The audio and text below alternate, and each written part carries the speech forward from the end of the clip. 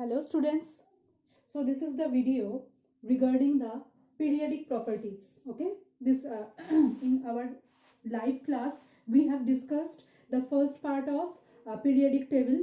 Okay, that was the revisional video. So in this part we will discuss the last part of the periodic table. So now we are discussing the periodic properties. Okay. So what are periodic properties? So according to the modern periodic table, okay, that was given by scientist Moseley and that was arranged by scientist Niels Bohr, we have learned there that atomic number is the periodic function of all the chemical and physical properties, right? Atomic number is the periodic function of all the physical and chemical properties. So that means all the periodic properties that depends on atomic number only. That means if we change the atomic number of elements, if we change the atomic number of elements, so then the periodic properties will also change. Okay, so therefore if we want to define periodic property, then we can say the properties which depend on the atomic number. Atomic number means the number of protons present inside the nucleus as well as the number of electrons present outside the nucleus. So here we will give more importance on the number of electrons present outside the nucleus. Okay, so if we change the number of electrons that are present outside the nucleus, so this periodic properties will also change. So as we know that, suppose this is the second period, where we are getting lithium atomic number 3, beryllium atomic number 4, boron atomic number 5, carbon atomic number 6, nitrogen 7, oxygen 8, and then fluorine 9. Okay, so these are the elements of second period. These are the elements of second period. So now if we see their electronic configuration, so then that will be 2, 1. So 2 electrons are in the first shell and 1 electron is in the second shell. So for beryllium it will be 2, 2, then 2, 3, 2, 4. So what difference you can see here, that as we are going from left hand side to right hand side, okay, as we are moving from left hand side to right hand side, as the atomic number is increasing, okay, as we are increasing the atomic number from 3 to 4 to 5 to 6, so the number of electrons present in the last shell or in the valence shell, that is also increasing by 1.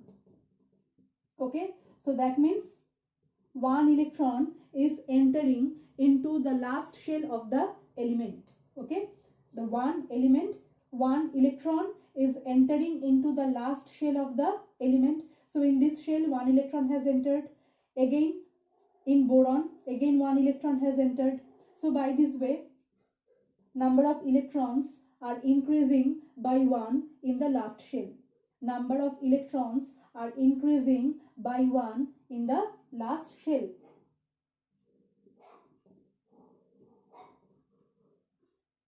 Sorry, 2,7. For fluorine it will be 2,7.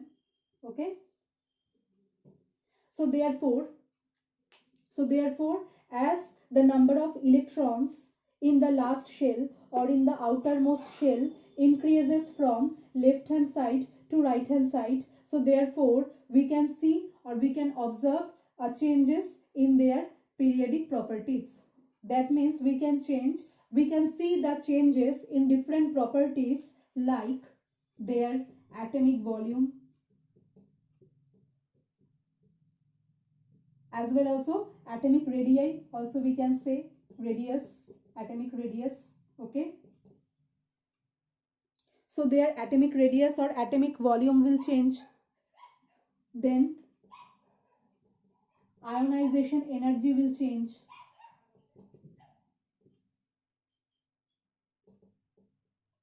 Number 3, electronegativity.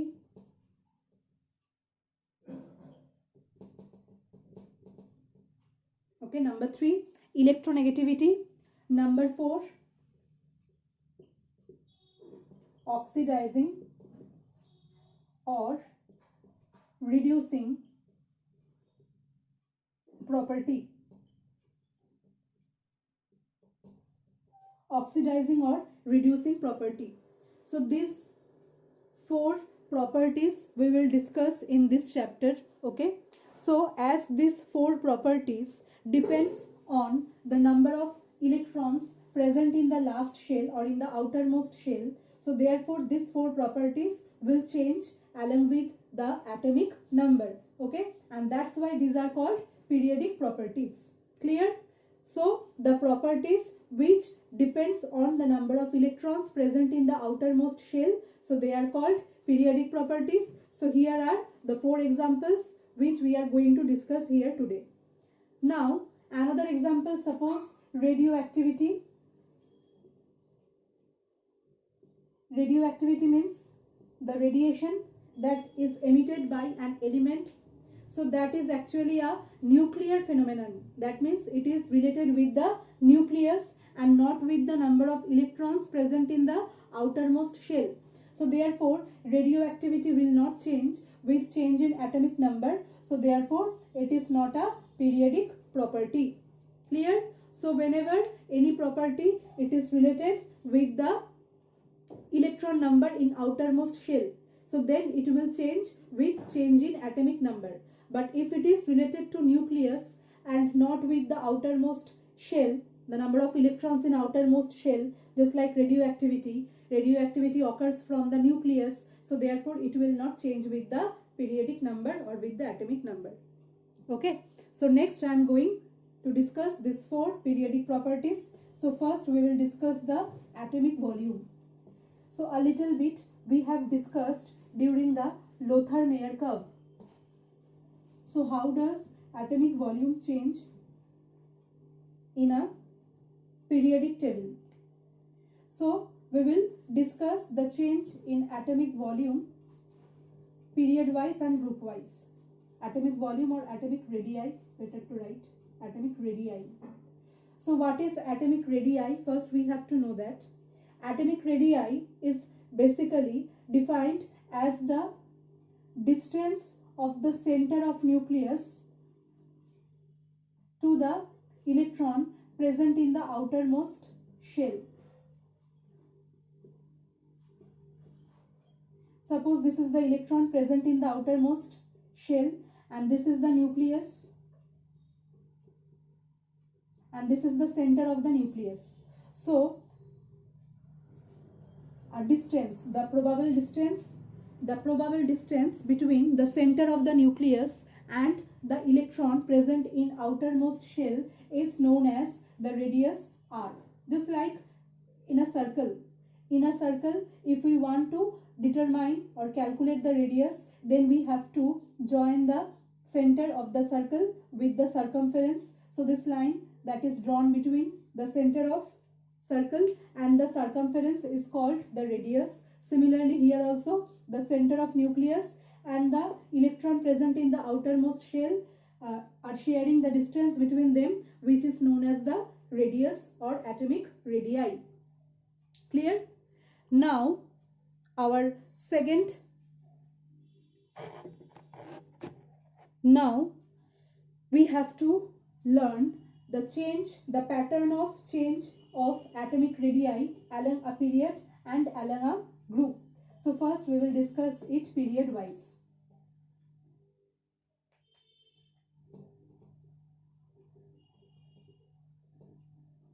Period wise change, that means change according to a row. So suppose this is the second row or second period having lithium, beryllium, boron, carbon, nitrogen, oxygen, fluorine, then fluorine I am writing here. Okay, so here as we know that from left hand side to right hand side the atomic number goes on increasing, right? Atomic number for lithium is 3, for beryllium it is 4, 5, 6, 7, 8 and 9. So atomic number goes on increasing towards the right hand side. Okay, so atomic number means what? Atomic number means the number of protons present inside the nucleus as well as the number of electrons present outside the nucleus. So suppose lithium has the electronic configuration 2, 1. So this is the nucleus and suppose this is the outermost shell. So there will be 1 electron in the outermost shell, okay, and the charge. So here 3 means what? 3 means number of proton is also 3 and number of electron is also 3. So proton is having charge positive and electron is having charge negative. That already we know, right? Protons are having positive charge and electrons are having negative charge. So as the number of protons is increasing, so nuclear charge will also increase. Nuclear charge depends on the charge of protons, because as we know nucleus contains two types of particles, neutrons and protons. Neutrons carry no charge, so therefore the charge is only carried by protons. So therefore nuclear charge basically depends on the charge of protons, okay, and it also depends on the charge of electrons also, okay. It also depends on the charge of electrons. It can be calculated by this one, Z into V, where E is the charge of one electron and Z is the total number of electrons, okay, or atomic number. Z is the atomic number and E is the charge of one electron. So here the charge of electron is actually negative, but the positive value we have to take here. Charge of one electron, and as we know the charge of one electron and the charge of one proton is also same, right? 1.6 into 10 to the power minus 19 coulomb. So the charge of one electron is equal to the charge of one proton.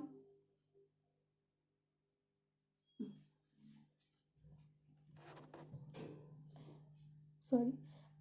So here the charge of one electron is equals to the charge of one proton and Z is the number of protons as well as the number of electrons. Clear? So now more is the nuclear charge.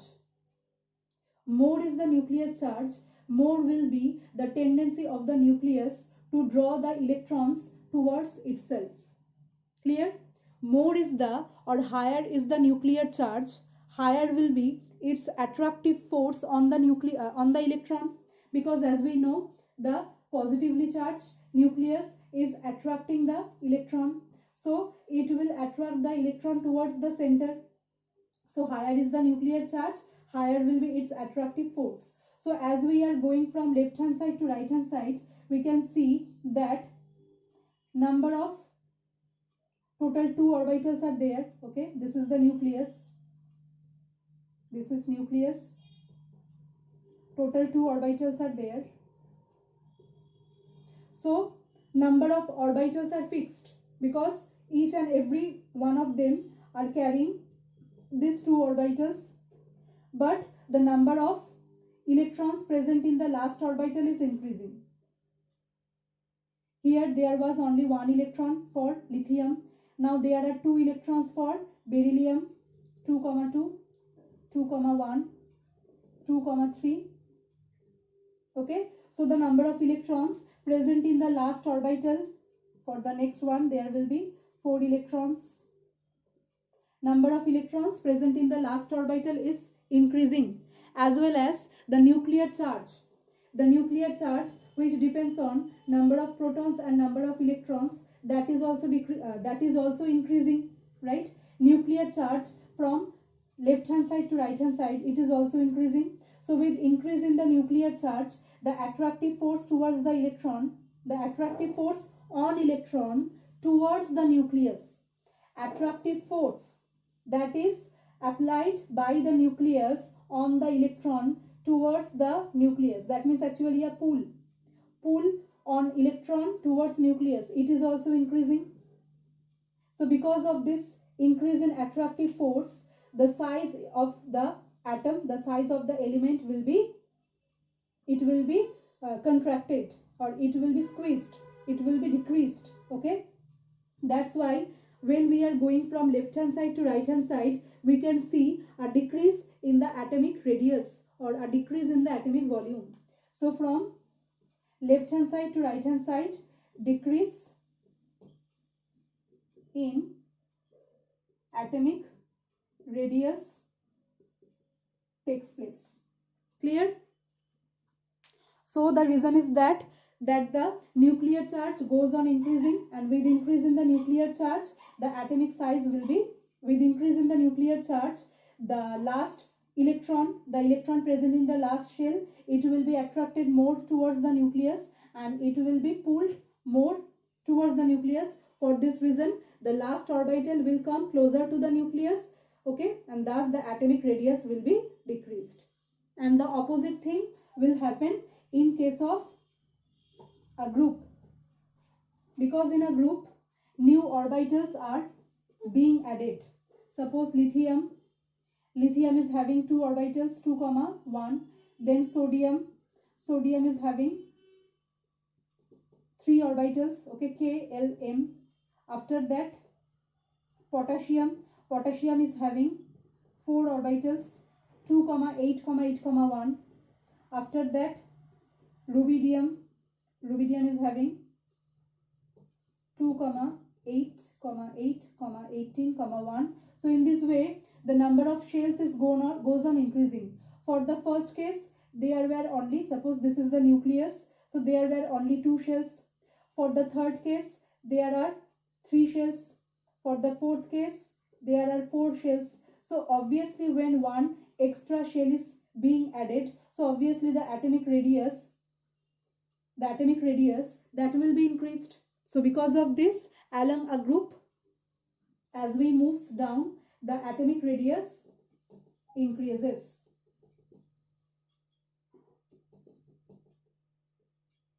Okay, the atomic radius increases, and here atomic radius decreases.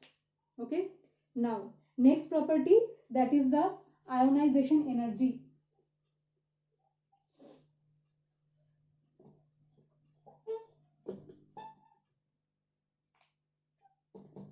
Next property is ionization energy. So this is the energy that is required to remove one electron from the last shell, to remove one or more electrons from the last shell of an isolated gaseous atom. That means suppose we have sodium metal. Sodium is in the solid form. So first we have to convert it into the gaseous form. So therefore sublimation energy is required. Sublimation energy is the energy that converts one solid compound, one solid substance into a gaseous substance. So first we have to convert it into gaseous substance. Now it contains this number of electrons. So 1 electron is present in the last orbital. So therefore, if we draw the atomic structure for sodium, so sodium is having 2, 8, 1. So this is the first shell, K shell, having 2 electrons. This is the second shell having 8 electrons. And this is the last shell having 1 electron, right? 1 electron. So now this electron is bounded inside the atom by a strong nuclear force. Obviously, the electron is bounded inside the atom by a strong nuclear force. So now if we want to remove the electron, if we want to drag the electron, or to remove this electron out from the atom, so obviously we need to break this attractive force, we need to break this bond, or we need to overcome this attractive force. So therefore some energy from outer source should be applied here just to break this attractive force. So that energy is called ionization energy. In short form, it is written as I dot E dot. So therefore, to remove this electron, ionization energy is applied. So by which this electron will be removed out from here, resulting the formation of a cation, that is Na plus. Okay, that is Na plus with electronic configuration 2,8. So this is the concept of ionization energy. Okay, now what is the order of ionization energy along a period and along a group? So first I am telling along a period, just like the same second period, lithium, beryllium, boron, carbon, nitrogen, oxygen, fluorine. So as we know, the atomic size decreases in this. So just I am showing the nucleus and the outer orbital.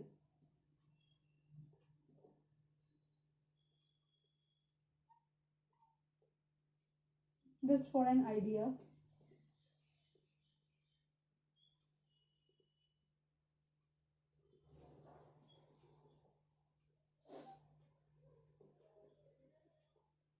So the atomic size or the atomic radius decreases from left hand side to right hand side.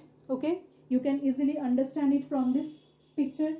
So now here is also present one electron in the last orbital, here is also present one electron in the last orbital.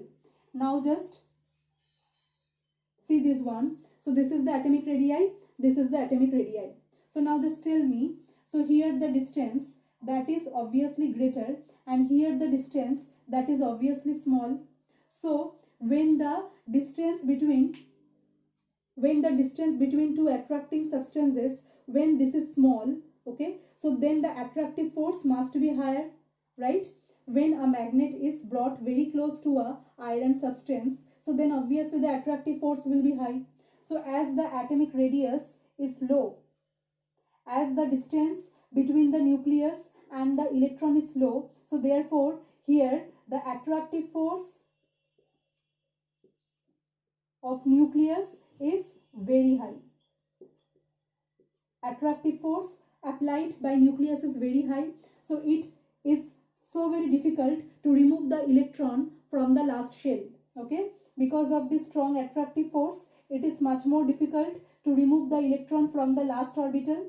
So therefore for this ionization energy is very high. Okay, ionization energy is very high, and here as the distance is highest, so therefore because of much greater distance between them, it faces lower value of attractive force, so therefore it will be easier to remove from it. So therefore for this ionization energy is lowest for this period. For this period ionization energy lowest, and for this ionization energy is highest. Therefore along a period from left hand side to right hand side, ionization energy increases. Okay, increases, and along a group from upper to lower, as we moving down, ionization energy decreases. Okay, from upper to lower ionization energy decreases because of increase in the size, because of increase in the size of the atoms, because more is the distance between the nucleus and the outer orbital. The more is the distance between the nucleus and the outer orbital, it will be more easier to remove the electron from the last orbital. Okay, so therefore this is the order of ionization energy. So different type of questions can come here, okay, where you will be asked to give the relation between ionization energy period wise or group wise. Okay, so next I am telling the next property, that is electronegativity.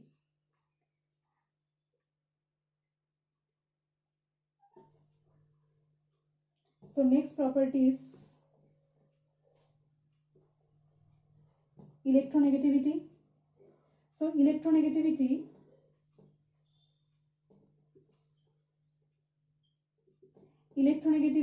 is known as the tendency of an atom to attract the electrons towards itself. Suppose there is two atoms written A and B. There are two atoms written A and B, where A has more electronegativity than B. So therefore, two electrons are there making this bond. So A will attract these two electrons more towards itself. Okay, A will attract these two electrons more towards itself. So this is called electronegativity. Now, if we see in this case for period, so what will be the order of electronegativity? So electronegativity increases from left hand side to right hand side. It increases from left hand side to right hand side. Why? Because as atomic size or atomic radius decreases from left hand side to right hand side, so when the electron is present in the last shell for the fluorine, so it will be attracted more by the nucleus, right? Here the attractive force on the electron present in the last shell, that will be more, and this attractive force is actually called electronegativity. So more is the attractive force towards the electron, more is the attractive force towards the electron, more will be the electronegativity. And as the attractive force increases towards right hand side, so therefore it will increase in this direction, and in this direction the opposite, it will decrease. Okay, this is the order of electronegativity, because attractive force decreases in this way. The more is the distance, attractive force has a reciprocal relation with distance. It is inversely proportional to distance. The larger is the distance, the lesser will be the attractive force. So as the distance is greater, the distance between the nucleus and the electron in the outermost shell, as it is greater, so attractive force will be lower. So lower is the attractive force, lower will be the electronegativity. And the last property, that is the oxidizing property and the reducing property. So already in our live class we have discussed about oxidizing property and reducing property. So just remember this thing. Oxidizing property means tendency to accept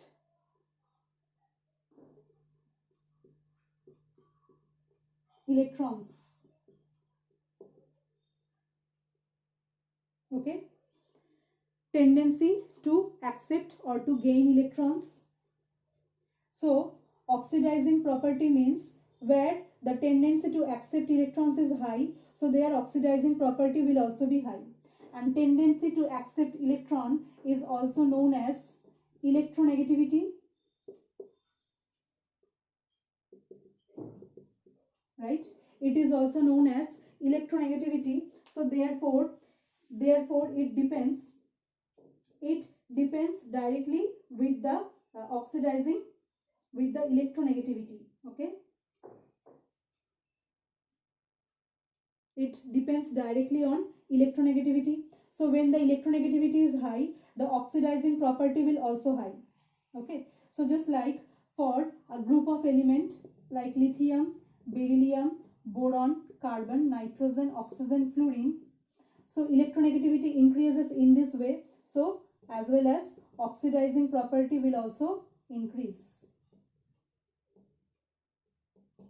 And the opposite will be for reducing property. If oxidizing property increases in this way, so reducing property will decrease in this way. Reducing property decreases. And in the opposite way, along a group, oxidizing property decreases oxidizing property decreases and reducing property increases.